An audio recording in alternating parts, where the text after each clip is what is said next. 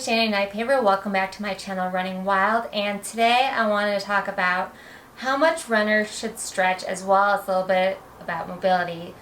I think this has become a more confusing topic than it should, just with different books and different articles.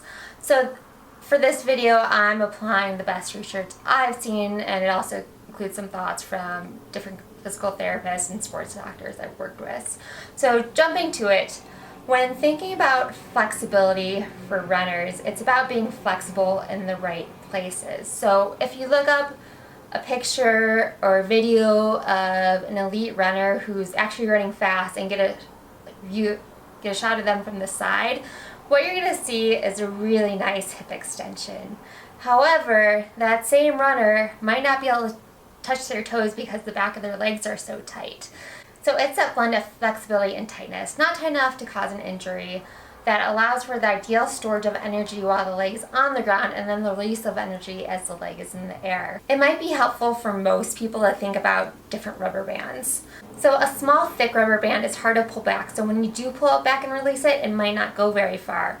A long skinny rubber band can be pulled back really far, but it's hard to build a lot of tension, so it also may not go very far. However, a rubber band that is somewhere in between can be shot much farther. So this is a long-winded way of saying that you should stretch anything that could be tight, and definitely stretch your hip flexors and quads. That's one thing most runners should always stretch. But on the other hand, you don't need to be so flexible that you can stick your foot behind your head.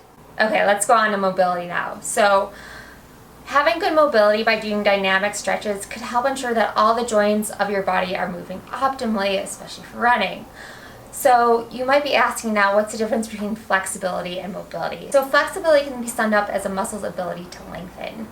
On the other hand, mobility is about a joint's ability to move through a certain range of motion. Doing a little bit of mobility from the shoulders to the feet can go a long way to help runners stay healthy. Many runners who start doing mobility exercises find that they might be sore the following days because they can suddenly access muscles they haven't accessed in a long time, or access muscles better than they have in a long time. If you also commit to throwing in a hip flexor stretch, quad stretch, pretty much daily, that can help you keep a nice long stride that can allow you to get more power from your glutes.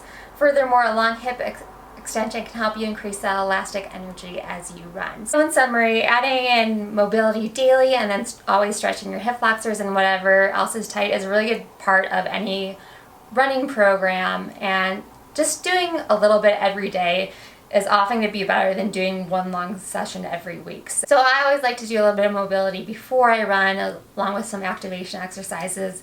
And then if I'm doing another strength training session, I'll do a little bit more mobility before I do the strength training exercises, just to help me make sure I'm doing it properly. And then I always end with a nice hip flexor quad stretch every single day. So that's it for this video. I hope this is something you put into your own running routine.